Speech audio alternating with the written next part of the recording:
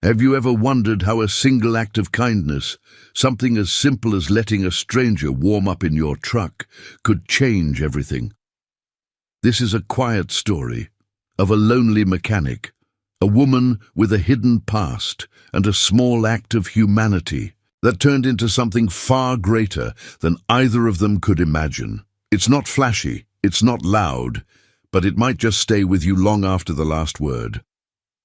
If you enjoy meaningful stories about second chances, quiet healing, and the kind of goodness the world needs more of, consider subscribing. We share true-to-the-heart stories just like this one, stories that warm your soul, one chapter at a time. Now get comfortable, because this one starts on a snowy night with an old truck and a woman shivering in the dark. A poor mechanic let a shivering woman warm up in his truck. She left behind a card that changed everything. The engine made a soft clicking sound when Tom turned the key, a familiar stutter followed by a reluctant rumble. The old Chevy truck had been with him for nearly 20 years, and on mornings like this, cold, still and grey, it always needed a little extra coaxing, like an old friend grumbling about getting out of bed. Tom didn't mind. There was comfort in the routine. Tap the gas twice, turn the key just right, give it a moment, and then ease it into gear. In the world that had shifted beneath his feet too many times, there was something sacred in things that still worked the way they were supposed to.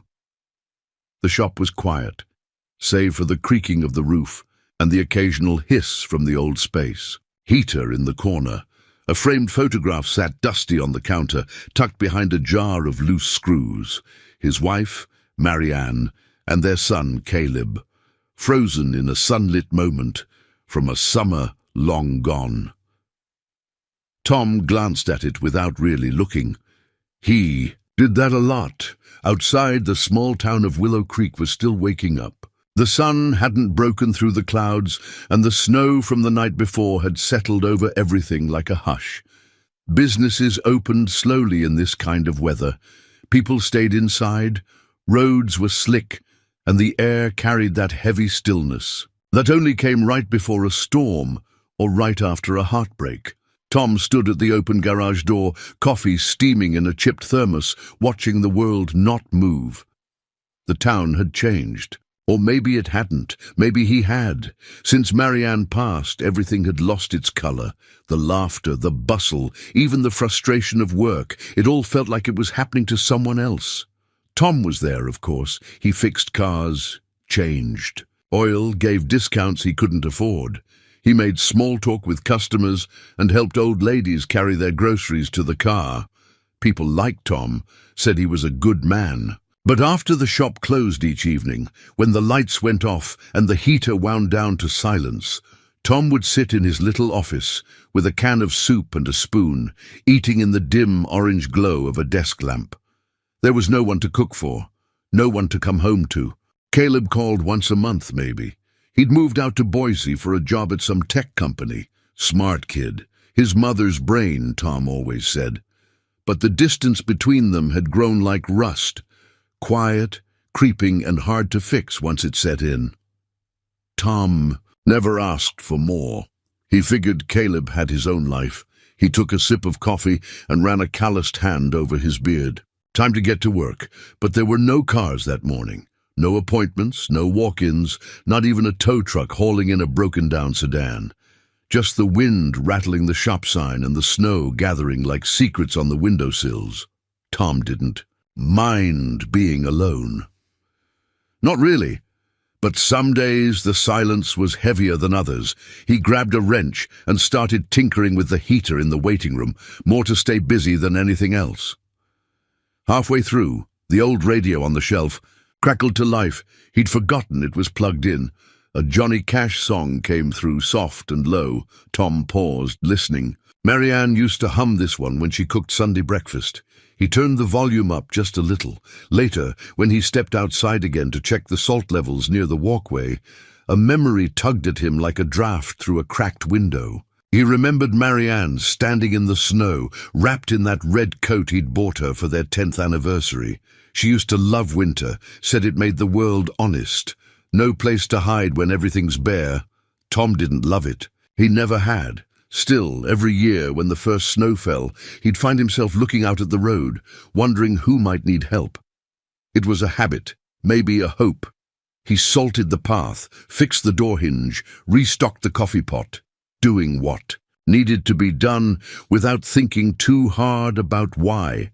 As the afternoon light began to dim, Tom pulled out his ledger book, the old-school kind, and flipped through the sparse entries of the past week. Business was slower than usual. December was always tough. People postponed repairs until after the holidays. He'd made just enough to cover rent on the shop, but not heat for both the shop and his trailer. He'd sleep in the office tonight. Again. The heater coughed and sputtered. Tom smacked it gently with his palm and muttered under his breath, "Don't. You quit on me now." It groaned but kept going. He sat down, pulled out a tin of soup from the drawer, and unscrewed the lid. A spoon, a napkin, and that was dinner. He turned off the main lights, leaving the desk lamp glowing, and leaned back in the chair. His eyes drifted to the photo again. "I miss you," he whispered. It wasn't the first time he'd said it. Wouldn't be the last. Just then, something outside caught his eye. A shadow, maybe. A flicker of movement near the far side of the parking lot, where the snow piled deeper and the light didn't quite reach.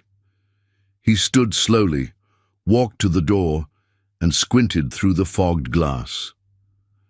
Nothing. Or maybe someone? He rubbed the window, clean, and looked again. There, near the edge of the lot, was a figure, small, huddled, barely moving. A woman, he thought, sitting on the bench near the old bus stop that hadn't seen a route in 3 years. No coat, no bag, just curled up against the cold like a fallen bird. Tom didn't hesitate. He grabbed his keys and jacket, shoved his arms through the sleeves, and headed for the truck. The engine clicked, coughed, then caught. He turned the heat all the way up and pulled toward the bench slowly. The figure didn't move. He stopped her. Few feet away, rolled down the window. "Ma'am?" he called gently. "You all right?" She looked up. Her eyes were wide and dazed, lips blue. "You need somewhere warm?" She didn't speak, just nodded. Tom reached across and opened the passenger door. "Hop in. Truck's old, but the heater still works." She climbed in, shivering violently. He handed her the coffee thermos without a word. No introductions, no questions, just warmth and silence. And for the first time in a long, long while, Tom felt like maybe the silence wasn't so empty after all. The office smelled faintly of motor oil and instant coffee, the kind of smell that settles into the walls and clings to flannel shirts no matter how many times you wash them. Tom didn't mind. It smelled like work, like the life he'd built, even if it wasn't the one he'd dreamed of. He stood near the small microwave, watching a can of chicken noodle soup spin slowly on a cracked plate. The wind howled faintly outside, brushing against the aluminum siding of the shop, making the whole structure creak in protest. From the other side of the room came the soft hum of the truck's engine, idling just outside the shop's front door. The woman was still inside, curled up in the passenger seat under the old army blanket Tom had given her. She hadn't said much, just a whisper of "thank you," and then silence. Tom wasn't expecting more. He stirred the soup when the microwave beeped, poured it into a ceramic mug with a chipped handle, and sat down at his old wooden desk. The desk lamp cast a warm yellow circle over the open ledger book, the ink from his last entry still drying. "Brake job, $85, no charge for labor." He took a sip of the soup, lukewarm, salty, but it filled the empty space in his stomach. The way routine filled the spaces in his days.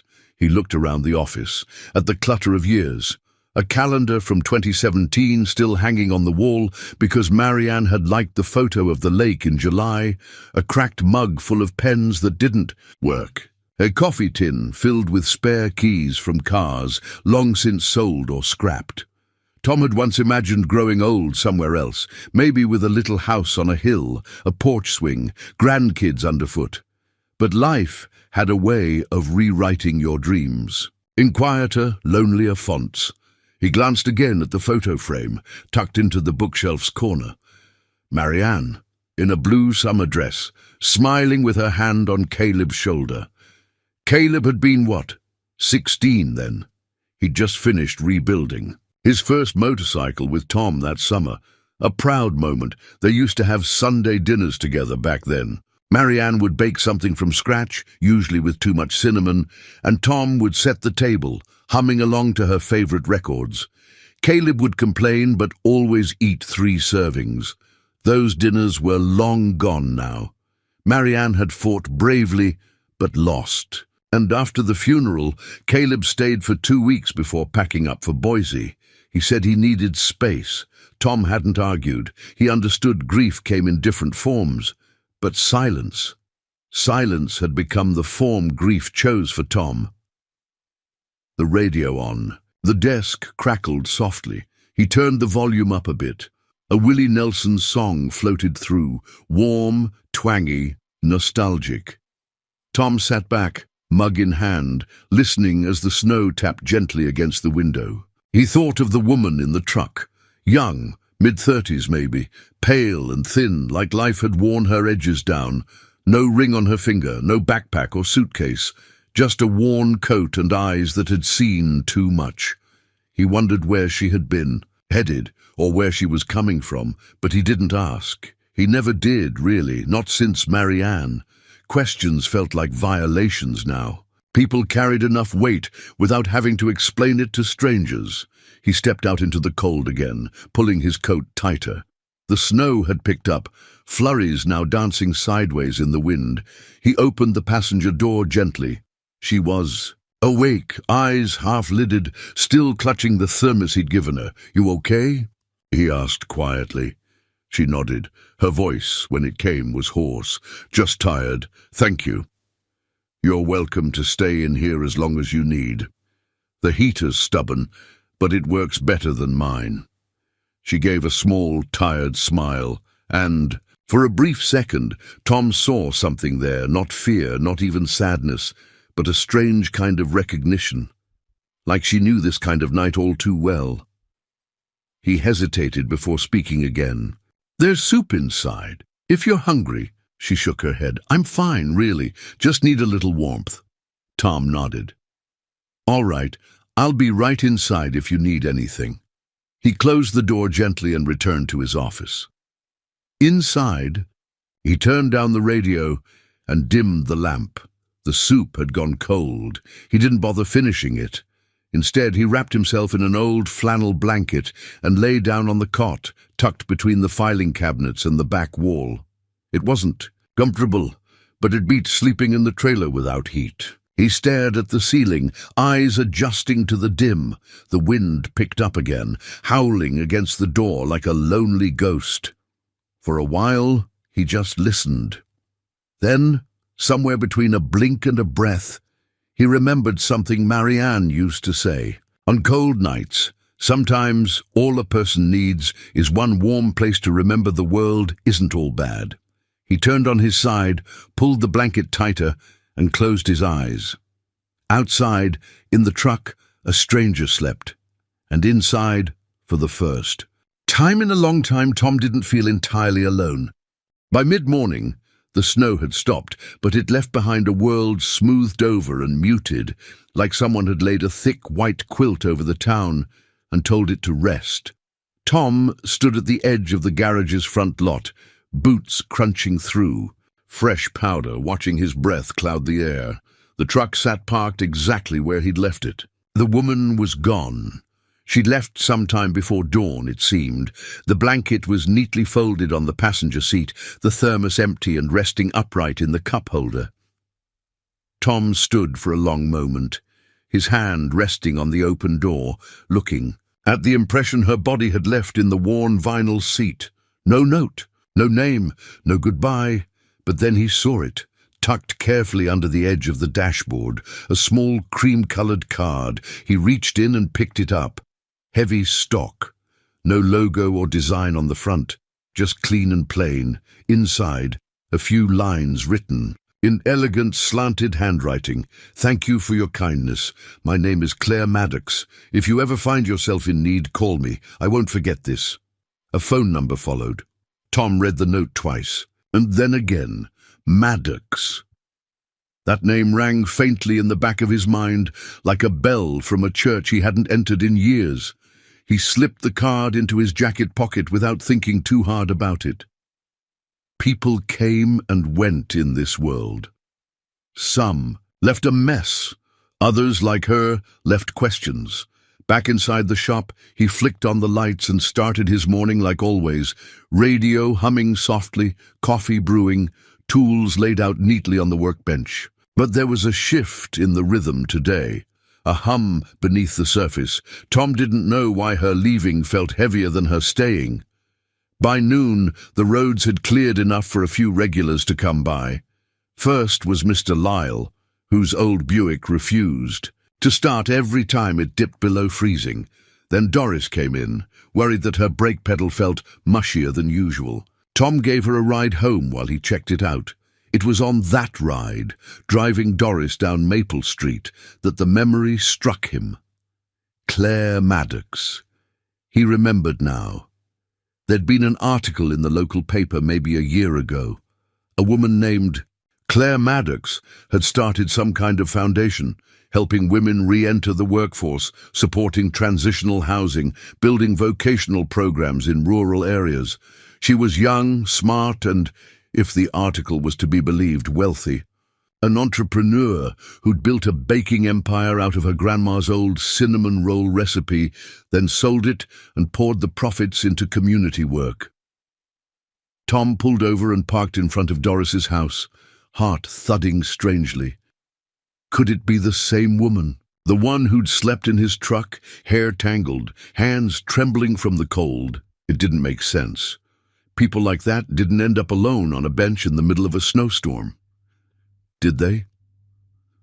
That afternoon, Tom returned to the garage, poured himself a cup of coffee, and sat with the card again, turned it over in his hands, read the note like it might change meaning if he stared long enough. He didn't call, didn't even consider it seriously. What would he say? That he gave someone a place to warm up for the night and now needed what exactly? He wasn't a man who asked for help, hadn't been for years. Instead, he returned to the rhythm of his life, replaced brake pads, adjusted carburetors, cleaned the floor in long, careful lines. But something had shifted. A few days later, as he drove home along the ridge road, he spotted a car pulled off on the shoulder. Hood up, hazard lights blinking. Tom slowed instinctively. Even before Marianne, even before the years weighed on him like an old coat, he'd always stopped. That was just who he was, the kind of man who carried jumper cables in every vehicle and checked on stranded strangers, even if all he could offer was a phone to borrow or a spare bottle of water. He pulled up behind the broken-down car and climbed out. The driver was an older man, maybe mid-60s, with a face red from the cold and hands that shook slightly as he fumbled with the hood latch. "Need a hand?" Tom asked. The man looked up, grateful. "Wouldn't say no. Damn thing just died on me. I don't even know where to start." Tom didn't ask why the man was out here alone. He just got to work. 10 minutes later, the car was humming again. "Thank you," the man said, pulling out his wallet. "Can I pay you for your time?" Tom shook his head. "Nah, just pay it forward next time you get the chance." He climbed back into his truck and drove on. But this time, the silence didn't settle quite so heavy. That night, he sat in his office again, flipping through the mail while the heater rattled in protest. Among the bills and flyers was a small white envelope with no return address. Inside was a typed letter. "To Mr. Tom Bennett, we have been informed of your consistent kindness and quiet generosity to members of your community. As someone who once benefited from such a moment of grace, I believe in returning that gift where it's due. If you are ever interested in something more, more work, more meaning, more life, please call. The number hasn't changed. Claire Maddox. Tom folded the letter slowly, sat with it for a long while. The phone was right there. Still, he didn't reach for it, not yet, but the card was no longer in his pocket.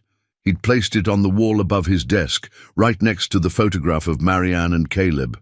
And for the first time in years, that wall didn't feel like a memorial. It felt like a beginning. It was the kind of cold that wrapped around the bones. Not just chilly or sharp, but ancient, almost sentient, like something that wanted to remind you how small and fragile you really were. Snow drifted in lazy spirals under the amber glow of the old street lamps lining the bus stop near the edge of town. Tom's truck rumbled slowly down the hill, headlights sweeping across quiet storefronts and shuttered windows. Most of Willow Creek had long since gone to bed, their houses wrapped in fleece and Christmas lights, fireplaces whispering behind frosted panes. He hadn't meant to take the long way home, but the heater in the truck was finally warm, and his thoughts were too loud in the silence of his trailer. So he drove, past the gas station, past the diner, past the bench near the old bus stop that hadn't seen a route in 3 years, and then he saw her, a shadow, huddled and still. Small figure, curled in on itself like a question mark, legs drawn to her chest, arms wrapped around her body in a grip that said she didn't trust the night, or maybe didn't trust herself in it. Tom slowed the truck without really thinking. His instincts kicked in before his brain caught up. She didn't move as he pulled up beside her. He rolled the window down, warm air spilling into the cold night. "Ma'am," he said, voice careful. "Are you all right?" She looked up, and the sight of her eyes nearly took the wind out of him, not because she was beautiful, though she might have been once, before the cold and exhaustion etched lines across her skin, but because there was something in those eyes he recognized, not fear, not panic, but distance. She was somewhere far away, and Tom knew that place. "Do you need help?" he asked. Gentler now. She didn't speak, just nodded once, a fragile movement. Tom reached across the cab and pushed open the passenger door. "Come on in. Truck's not much, but the heater works." She hesitated, looked at him like she wasn't sure what to believe. Then slowly she stood, knees stiff, fingers trembling, and climbed in. He passed her the thermos of coffee he kept in the cup holder. It wasn't fresh, but it was warm. She took it with both hands, like it might vanish if she let go. "Thank you," she whispered. That was all. She didn't tell him her name, didn't explain why she was out there or where she was going. Tom didn't ask. He'd learned over the years that not all kindness needed a reason. Sometimes people just needed a place to be without having to explain themselves. She sipped the coffee slowly, letting the heat crawl back into her bones. Tom turned the heater up another notch and adjusted the vents so they blew directly toward her. For several minutes, neither of them spoke. The silence wasn't uncomfortable. It was just honest. After a while, she leaned back against the seat and closed her eyes. Tom pulled the truck into the lot beside his shop, left the engine running, and got out. Inside, he grabbed the old army blanket from the cot and returned to the truck. She stirred slightly when he opened the door. Her eyes fluttered open. "Here," he said, holding the blanket out. "This'll help." She looked at it like it was too much, like even a gesture that small had weight, but she took it, wrapped it around herself tightly, and nodded. "Thank you again." Tom just gave a small smile and said, "Try to get some rest. You're safe. Here." He left the truck running, heater purring steadily, and walked back into the shop. The wind picked up, rattling the aluminum siding. The radio inside the office was playing an old tune he hadn't heard in years. Sam Cooke, maybe. Something about change coming. He sank into his chair, arms aching from the cold, but heart strangely warm. The woman's face lingered in his mind. Her hollow cheeks, her cracked lips, the way she held the thermos like it was the last real thing she had. Who was she? What had brought her here, to this half-dead town, to that abandoned bench? Tom didn't need to know, but something in him wanted to, not out of curiosity but out of something gentler, something like the faint stirring of hope. He looked again at the photo of Marianne and Caleb on the desk. She would have invited the woman inside, probably made a pot of soup and offered her the good blanket, the one they only used for guests. He could almost hear her voice in his mind. You don't have to fix everything, Tom. Just be someone people can rest next to. That was who he used to be. That was who Marianne had helped him become. And somewhere along the way, after she passed, after Caleb moved away, after the world got colder, he'd stopped being that man. He'd retreated into silence, let the weight of grief turn him into a shadow of himself. But tonight something shifted, a hinge in his heart, creaking open just a little. Maybe it was the woman. Maybe it was the way she didn't ask for help, but accepted it anyway. Or maybe, just maybe, it was time. Tom turned off the radio and stood, moving quietly to the cot in the corner. He lay down without bothering to undress, the flannel blanket pulled up to his chin. The wind howled outside. Snow tapped at the window panes like a child wanting to be let in, but inside the heater hummed. The woman slept, and the shop held its quiet vigil. And for the first time in a long while, Tom felt like he'd done something right, something that mattered. He didn't know who she was. He didn't know what tomorrow would bring, but he knew this. Tonight someone would be warm, and that somehow made the cold a little more bearable. Tom awoke just before dawn, his eyes blinking open to the soft golden halo of his desk lamp still glowing from the night before. His back ached from the cot's thin mattress, and his knees protested as he sat up and swung his legs to the floor. Outside, the world was still. Snow dusted the windowsill in fine patterns, and frost traced delicate feathers along the glass. A quiet morning, the kind that came only after the cold had finished its argument with the night. Tom reached for his coat, shrugged it on, and moved stiffly toward the front of the shop. The truck was still parked outside, its engine long cooled. He squinted through the glass door. Empty. She was gone. He pulled the door open and stepped out into the cold, boots crunching lightly over the snow-packed ground. The truck's cab was closed, the passenger seat vacant. The army blanket, neatly folded, lay where she'd sat, tucked carefully into the corner of the seat like she hadn't wanted to disturb anything. The thermos he'd given her sat beside it, empty but clean. He stared at the scene for a long moment, processing her absence. No goodbye, no knock on the door, just a quiet departure, like a ghost slipping through a wall. But there, just above the glove compartment, caught under the edge of the cracked dashboard, was something new, a card, cream-colored, heavy stock, no design. He pulled it out slowly, heart giving a single, unexpected thump. On the inside, written in elegant, slightly slanted handwriting, "Thank you for your kindness. My name is Claire Maddox. If you ever find yourself in need, call me. I won't forget this." Below the message was a phone number. Tom stood frozen, the card resting in his gloved hand, breath fogging the air around him. Claire Maddox. The name rolled around in his mind, stirring something. He walked back into the shop, card still in hand, and sat down heavily at his desk. He read the note again, then once more. There was something about that name. It tugged at him, familiar but distant, like a song he'd heard in another life. He reached into the bottom drawer of the desk, pulled out an old laptop he hadn't used in months, and plugged it in. The boot-up process was slow, the fan wheezing, like an asthmatic squirrel, but eventually the screen lit up. Tom opened the internet browser and typed the name into the search bar. Claire Maddox. Dozens of results filled the screen. Articles, photos, interviews.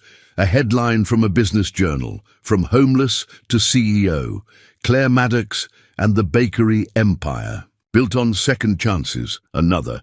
Maddox Foundation funds $10 million for women's shelters nationwide.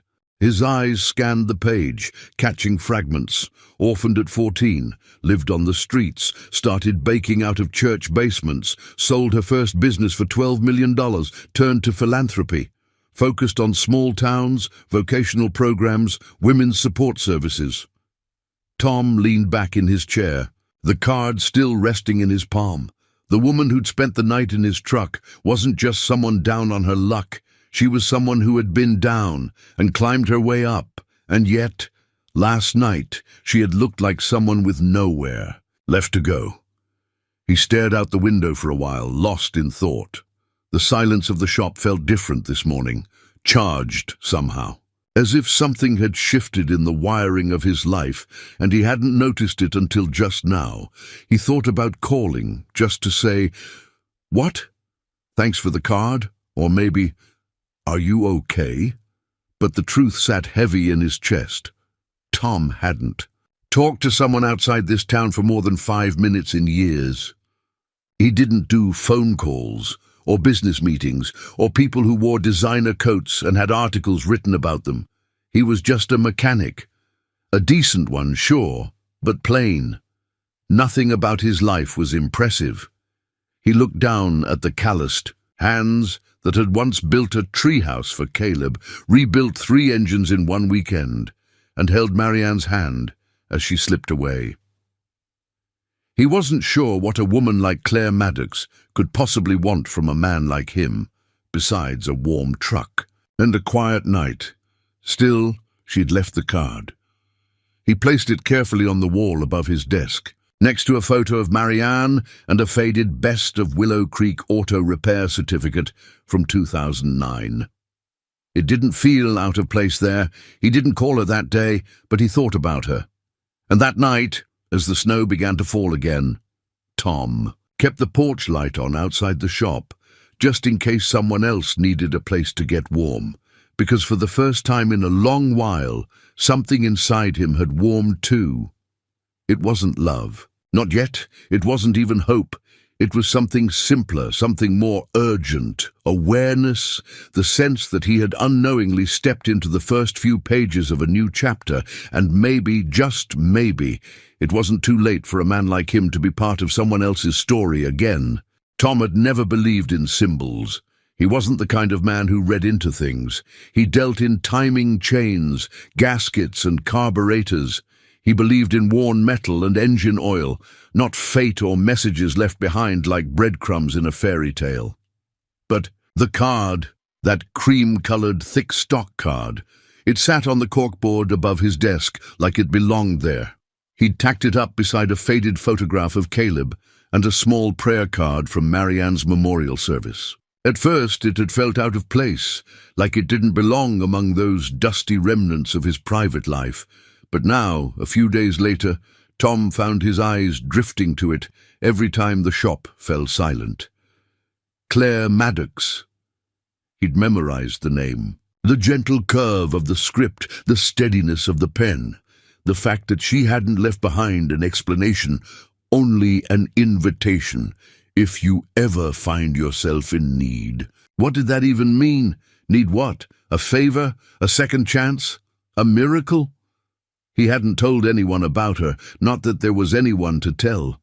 His circle had shrunk so much in the past 5 years that he could count his weekly interactions on one hand, customers mostly, a few neighbors, and once a month Caleb's short, polite phone call. But he had told someone. Sort of. 2 days after she left, Mrs. Della Pickens brought in her old Chrysler for a new alternator. She was half-blind and wholly stubborn, always showing up without an appointment and always insisting on paying in cash. Exact change, no more, no less. As Tom worked under the hood, she stood by the heater with her mittens still on, chatting. as though silence were a crime. Snow's been bad this year. Lot of folks ending up places they didn't mean to, she said, sipping from a styrofoam cup she'd brought herself. Saw a young woman walking near the gas station night before. Last, didn't look like she had anywhere to be. Breaks your heart, don't it? Tom tightened a bolt, then paused. Yeah, it does. You give her a ride? Tom wiped his hands on a rag, eyes fixed on the engine block. Something like that. Della narrowed her eyes, then smiled a little. Still got that soft streak, huh? He gave a half smile. Some habits die harder than others. She didn't ask more. Just patted his arm and left him with an extra muffin she accidentally brought.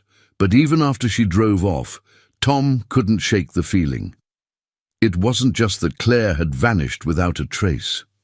It was how right it had felt to open that truck door. How natural the silence between them had been. How in her brief presence he had remembered what it felt like to be useful in a way that didn't involve lug wrenches or timing belts. And now, this card. He picked it up again that night, sitting in the trailer after locking up the shop. The number was still there, clear as day. No area code he recognized, but that didn't mean much. Tom hadn't left the state in over a decade. He held his phone in his hand for a long time. His thumb hovered over the keypad. Then he set it down. Maybe. Tomorrow. Instead, he pulled out his ledger book and added a new line under Thursday. Truck heater repair, no charge. It was the smallest way he could mark what had happened. But there was something else. A shift, like someone had nudged the foundation of the quiet world he'd carefully built.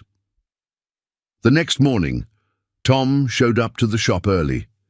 He made a full pot of coffee, even though he usually only brewed a half.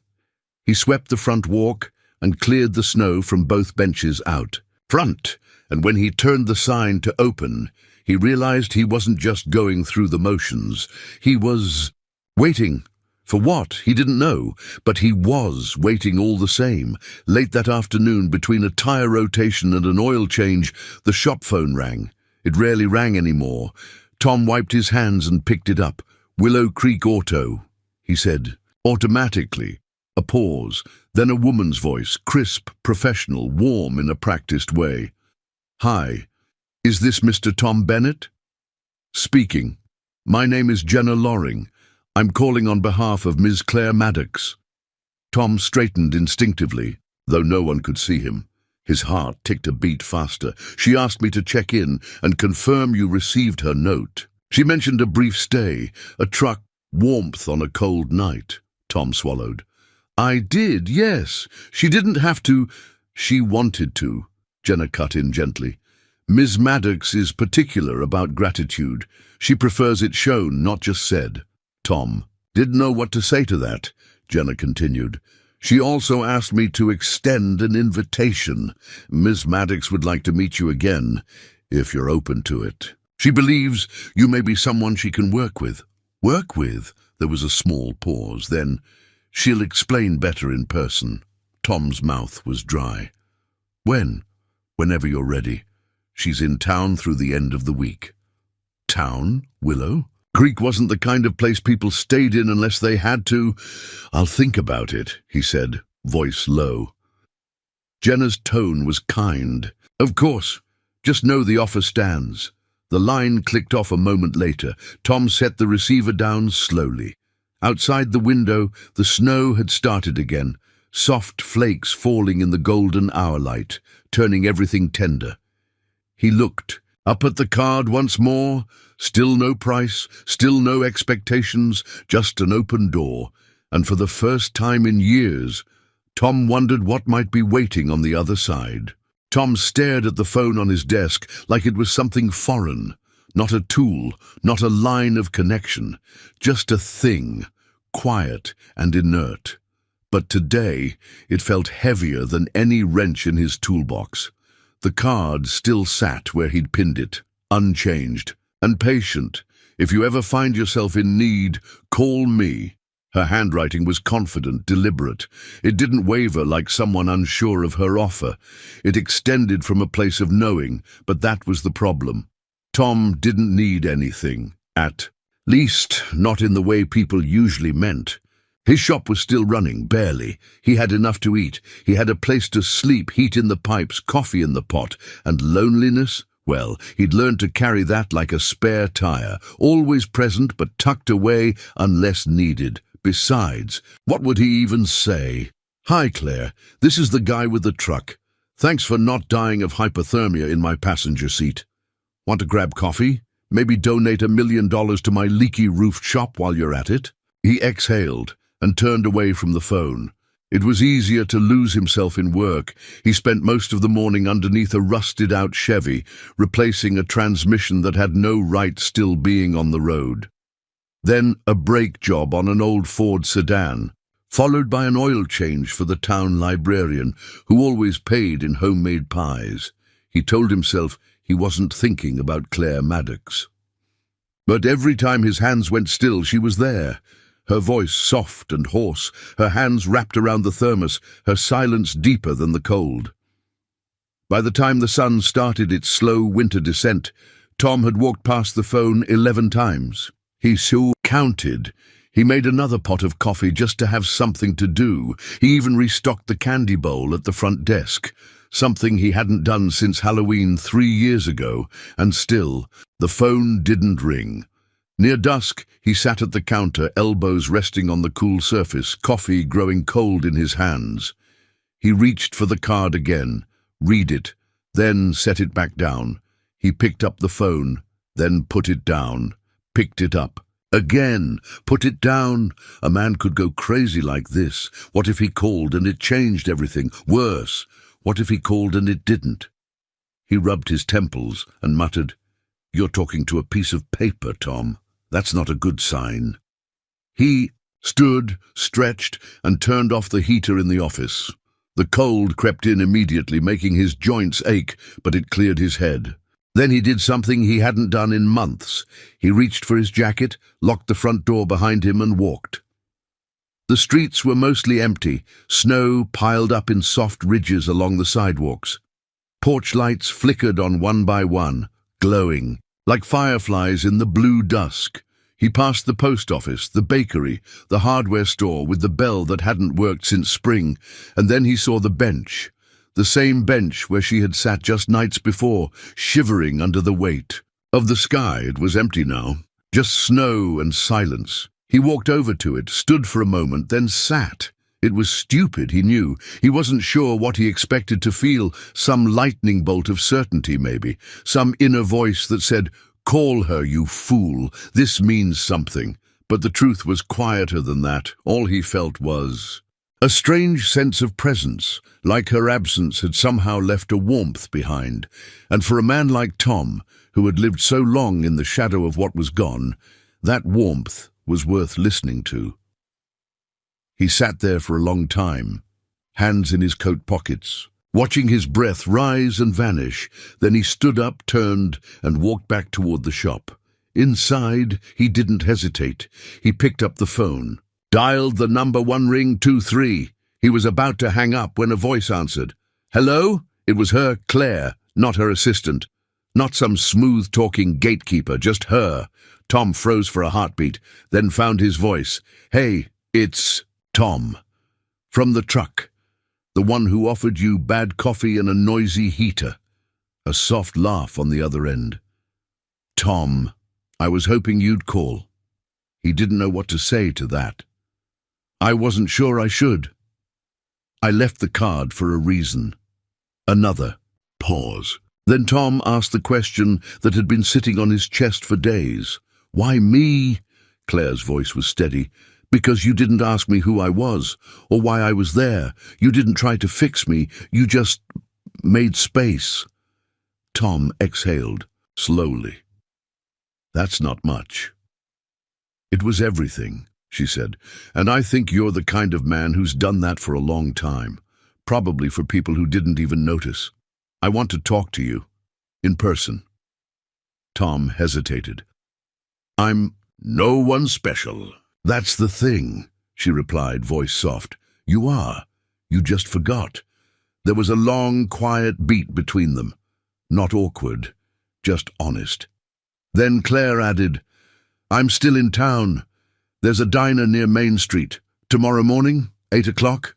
Tom nodded, though she couldn't see. They'll be there. She didn't say goodbye, just, I'm glad you called, and the line went silent. Tom stood for a long time, phone still in hand. Then he looked at the card one last time. It didn't glow, didn't whisper secrets. But it didn't have to, because now, finally, it had done what it came to do. It had gotten him to say yes. The diner was the kind of place that hadn't changed its wallpaper since the mid-80s. Faded floral print curled slightly at the corners, and the cracked vinyl booths smelled faintly of maple syrup and thyme. The open sign blinked half-lit in the window, and a tiny bell above the door let out a lazy ting when Tom stepped inside.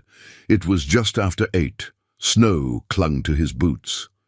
He'd dressed carefully, clean jeans, a flannel shirt that didn't have oil stains, his good coat. It wasn't fancy, but it was presentable, and that was enough. Tom scanned the room. She was already there. Claire sat in the far booth, a mug cupped in both hands, steam curling around her face like a veil. She looked better, rested.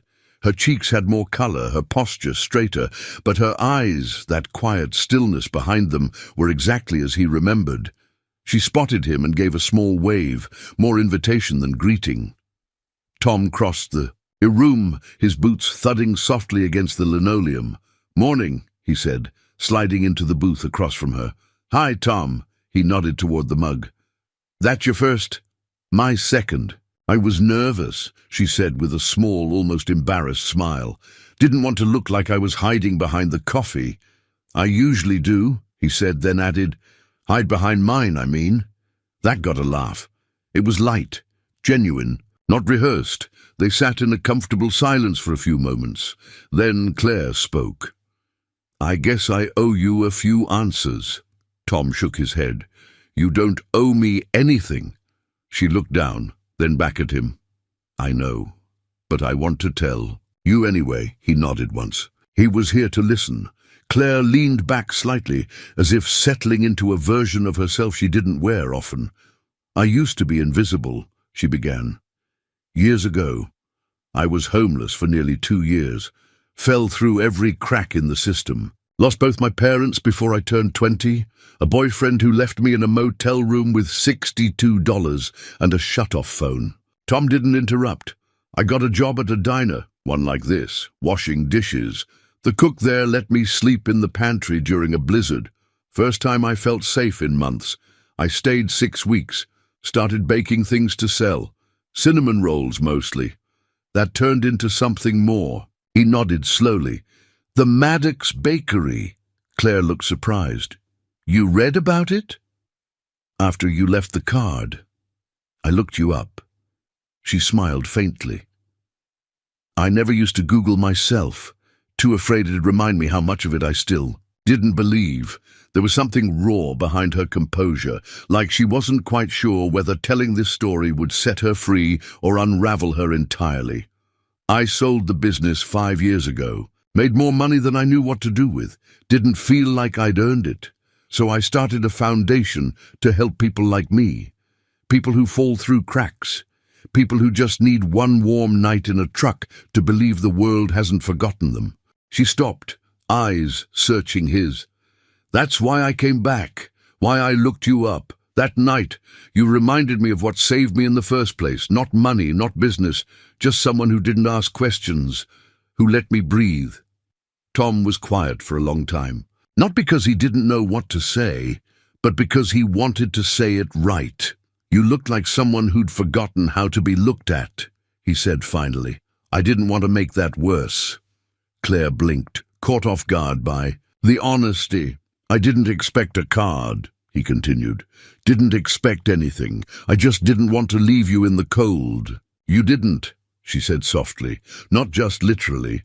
The waitress came by, refilled their coffees, dropped off 2 menus, and disappeared like she'd done this 1,000 times. Claire flipped hers open but didn't look at it. "There's something else," she said after a moment. "Something I haven't told anyone outside my circle in a long time." Tom set his coffee down. You don't have to. I want to, she said, because if I don't say it to someone who gets it, I think I'll lose the courage to say it at all. She inhaled slowly, then said it like it was a confession. I left everything 2 weeks ago. The board, the foundation, the meetings. I didn't tell anyone where I was going. I just walked away.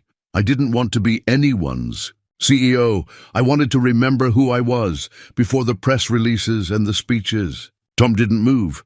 I didn't expect to end up on that bench, she went on. I didn't plan it. I was just driving and kept driving until I ran out of gas and pride. Then the snow came, and I sat down.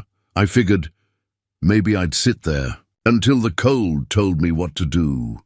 She looked at him now, eyes shining, not with tears, but clarity. And then you stopped, Tom swallowed.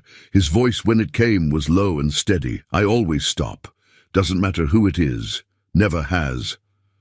I know, she said. That's why I came back. They didn't speak for a while after that. The moment didn't need anything more. Eventually Tom picked up the menu, glanced at it and said, You ever had the pecan waffles here? They're not great, but they're dependable. Claire smiled. I think I could use a little dependable.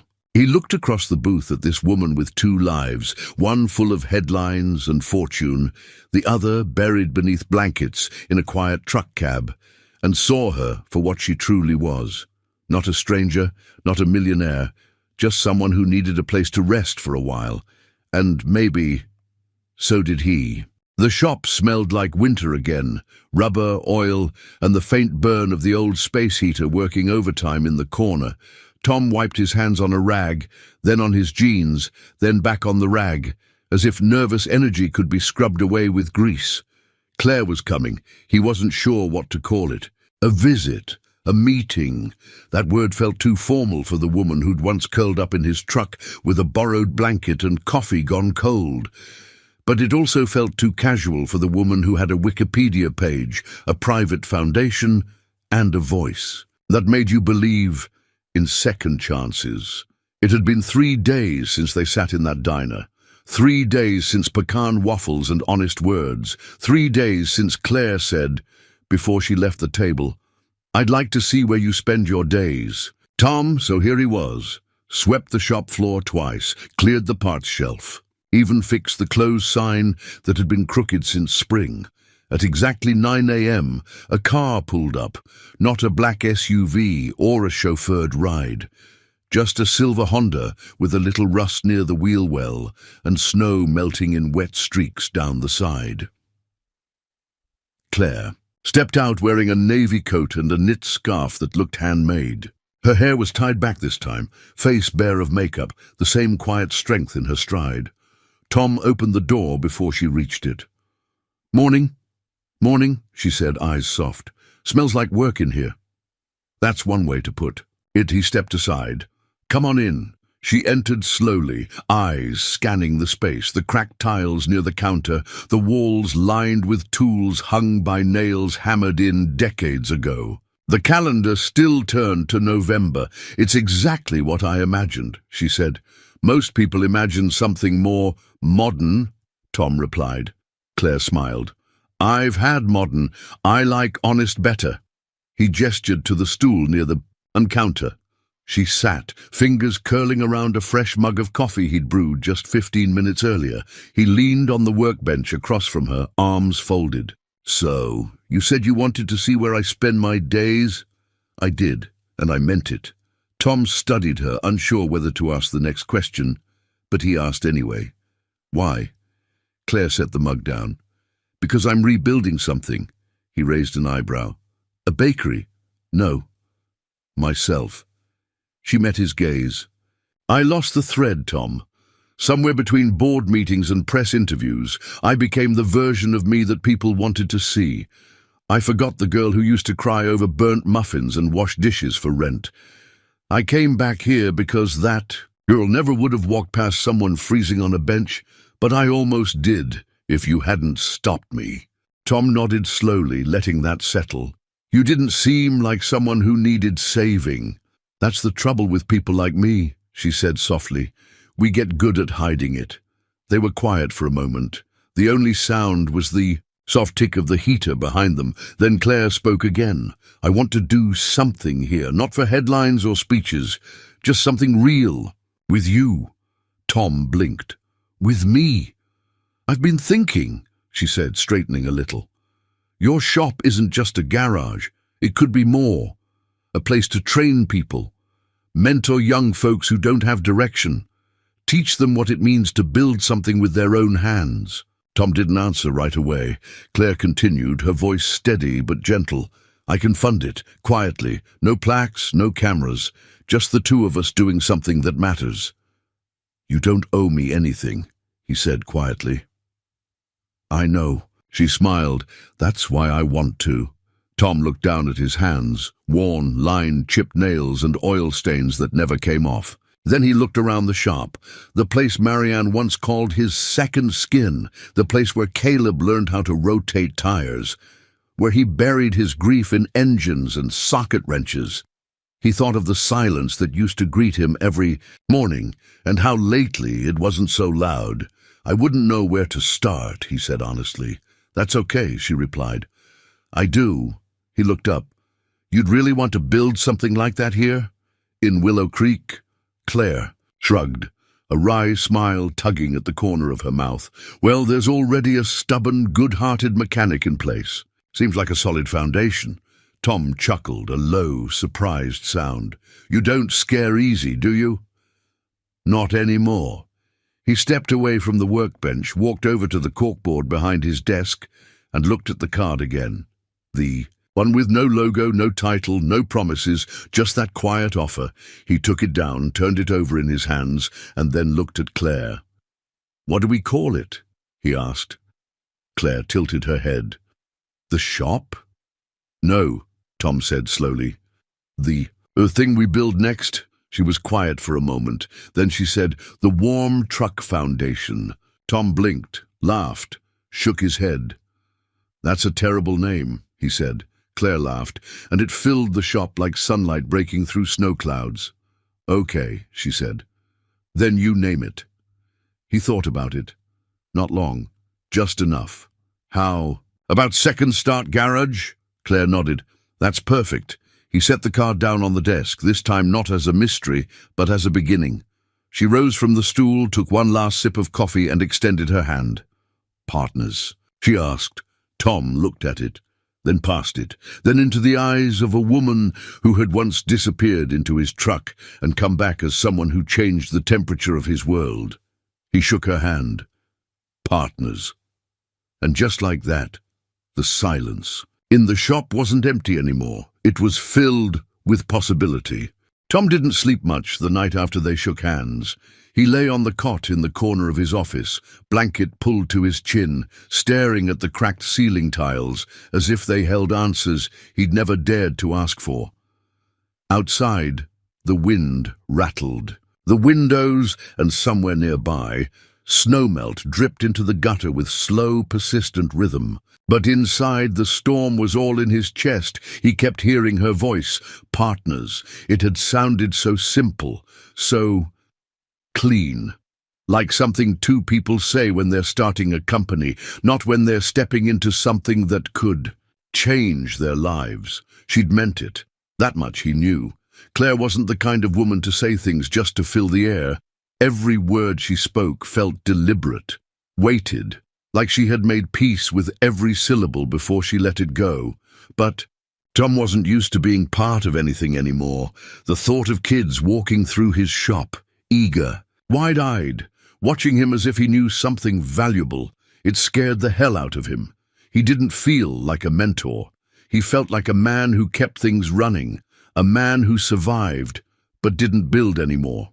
At some point in the quiet hours, he sat up, pulled on his coat, and walked out into the snow. The cold hit his skin like truth, sharp and real.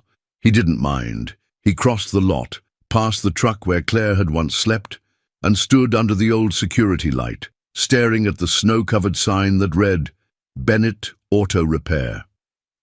It looked tired, worn, a little like him, By morning, he'd already made the coffee and cleared a space in the back of the shop, dusting off a metal shelf that hadn't held anything but cobwebs in 3 years. He wasn't sure what he was doing, just moving, one small motion at a time.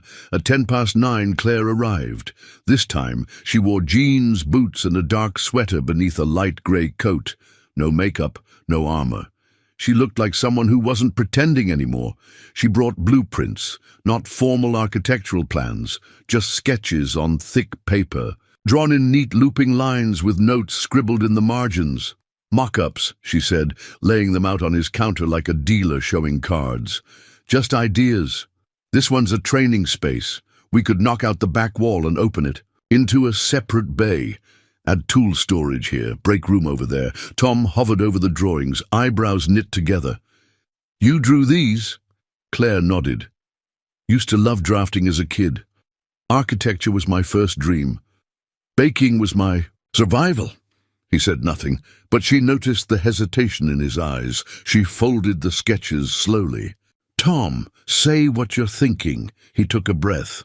I'm thinking I don't belong in a blueprint. I belong in the in-between, fixing things, not building futures. These plans, you've thought them out. They're real. I'm just a guy who changes brake pads and keeps coffee hot. You're more than that, am I? He met her eyes. You've built empires. I've patched together a life with duct tape and routine. How does someone like you see someone like me and think, yes, him, that's the man I'll trust to change lives? She didn't flinch. Because I know what it's like to stand in the cold and feel seen, she said softly. Because you didn't ask for anything and you still gave. Because some people shine, Tom. And some people hold the light steady so others can find their way home. He looked away. I'm not shiny, Claire. I'm not asking you to be. He pressed his lips together, walked to the window. Snowflakes tapped at the glass like reminders. I lost someone, he said quietly. Marianne, my wife, 4 years ago. Cancer. Claire's eyes softened. She made me believe I was worth something, he said, voice low. That I was more than grease under my nails and calluses on my palms. When she died, I stopped trying, just kept the lights on, took care of the truck, let the world get smaller. He turned back to her. I don't know how to be that man again. You don't have to, she replied. You only have to be the one you are now. That's the man who opened his truck to a stranger. That's the man I trust. For a moment, the shop felt like church. Quiet, honest, holy in a way that had nothing to do with walls or sermons. Claire reached into her bag and pulled out a small folder. I drafted a budget. Quiet funding, no strings. We start small. 6 months, pilot program. A handful of kids, paid stipends, tools provided. You lead the training. I'll handle the logistics.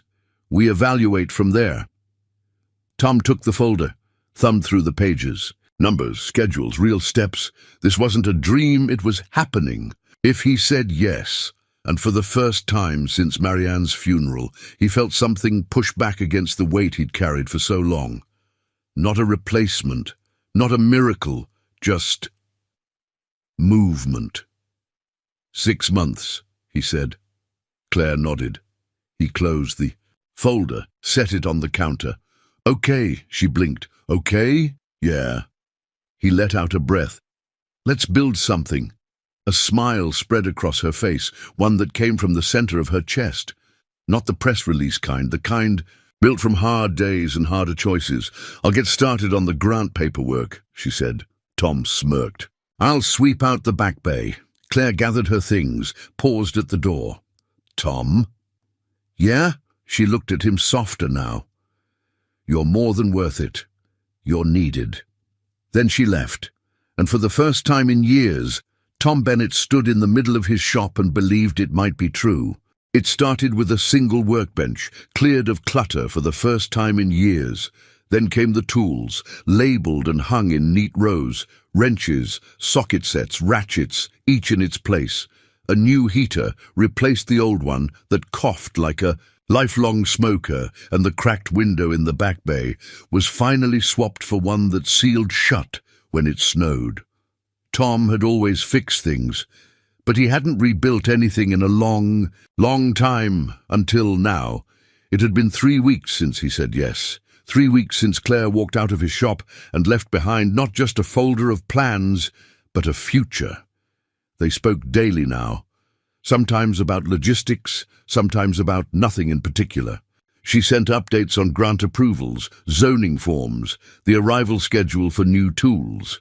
He sent her photos of the progress, a freshly painted wall, a cleaned-out storage room, a handwritten welcome sign tacked to the office door. Most evenings, he found himself staying later, not because he had to, but because he wanted to. The silence in the shop no longer felt like an echo chamber for grief. It felt like anticipation, a waiting space, a becoming. The new program would launch in January. Claire had already reached out to a local youth shelter in the neighboring county, and 4 young adults had signed on. 2 boys, 2 girls, all between 16 and 20. They would learn basic automotive skills, get their hands dirty, and if Tom had anything to say about it, walk away feeling like they could fix more than just a car. He was nervous, but it was a good kind of nervous, the kind that meant something, mattered again. On Christmas Eve, Tom found himself stringing a modest row of lights along the awning of the garage. They flickered a bit, and he had to jiggle the extension cord to keep them on, but they held. From the street, the glow looked warm, like a promise. Claire arrived just before dusk, her coat dusted with snow, cheeks pink from the cold. She carried a box wrapped in butcher paper, tied with a piece of twine. "You brought something?" Tom asked as he opened the door for her. "Maybe." She handed him the box. "But you have to open it inside." He raised an eyebrow, amused, and led her into the shop. The heater hummed gently in the background, and the tree in the corner, small and slightly lopsided, glowed with dollar store ornaments and 2 carefully placed candy canes. Tom set the box on the counter and untied the twine. Inside was a framed photo of the truck. His truck. The shot was taken at dawn, snow still clinging to the windshield, steam curling from the exhaust. And in the passenger seat, just barely visible through the foggy glass, was the shadow of a woman wrapped in a blanket, holding a thermos with both hands. It was that night, their night, Claire spoke softly. "I took that picture the next morning, just before I left. I didn't even realize I still had it on my phone until last week." Tom didn't know what to say. He traced the frame with his fingers. "I thought maybe it should live here," she added, "so neither of us forgets where this really started." He nodded slowly. "It'll hang next to the card." She smiled. "Good." They stood there a moment longer. Then Tom asked, "Are you staying in town tonight?" Claire hesitated, then nodded. "I rented a small cottage on the North Ridge, quiet, full of drafty windows, and smells like pine. I like it." "You're welcome to stay for dinner," Tom said before he could second-guess himself. "I was just going to heat up some stew and maybe burn a frozen pie." Her grin was immediate, disarming. "That sounds perfect." They ate in the office, paper plates balanced on knees, the space heater humming, and the Christmas lights blinking in mismatched rhythm. Afterward, Tom made cocoa on the hot plate, and Claire wandered the shop, hands trailing along tool benches and newly cleaned cabinets. "You ever think," she asked quietly, "about what might have happened if you hadn't stopped that night?" Tom leaned against the counter, mug in hand. "I try not to." "I do," she said. "Sometimes I think the person I was becoming wouldn't have survived much longer. Not because I didn't have resources or people or therapy, but because I'd forgotten how to feel safe around someone real." He didn't answer, just sipped his cocoa and let the silence hold the weight of her words. "I've done a lot of good," she continued, "built things, helped people, gave away more than I ever expected to earn. But I think this is the first thing I've done that feels like it gives back to something that gave to me." Tom looked at her. "You're The one changing lives now. Claire shook her head gently. No, we are. Later, when she stood at the door to leave, snow beginning to fall again in the blue hush of evening, she turned to him and said, I think we both needed a warm truck that night. He nodded. And a second chance. She touched his arm gently. Merry Christmas, Tom. He watched her walk to her car, headlights cutting through the flurries, and then disappear into the falling quiet. New Year's came with the smell of motor oil and fresh paint. The first trainee arrived 2 days early, an 18-year-old named Jonah, with quiet eyes and a nervous laugh. Tom showed him where the gloves were, how to check the oil, how to feel the difference between a worn belt and a new one. More would come. The program would grow. Claire visited often, but not as a guest. She helped with paperwork, painted the entryway herself, and brought soup on cold days. Their rhythm became easy, familiar, sometimes quiet, sometimes filled with stories, but always warm, always real. One evening, just before locking up, Tom flipped the new sign that hung by the door. Second Start Garage. Eston. 2024, he stepped back, looked at the frame on the wall, the photo of the truck, the card, and now a small plaque that Claire had mounted beneath them. Kindness costs nothing, but it changes everything. As he turned off the lights, he left one on above the front door, not because he forgot, but because someone might need to see it. Someone might still be walking, and this place was built for second starts. We'd love to know, where are you watching from? Let us know in the comments below. It always warms our hearts to see how far these stories travel. If this story touched you in any way, if it made you think, feel, or even just pause for a quiet moment, don't forget to subscribe. There are many more heartfelt stories waiting for you right here, and from the bottom of our hearts, thank you for spending your time with us today. We know your time is valuable, and it means so much that you chose to spend part of it here. Until next time, take care and keep believing in kindness.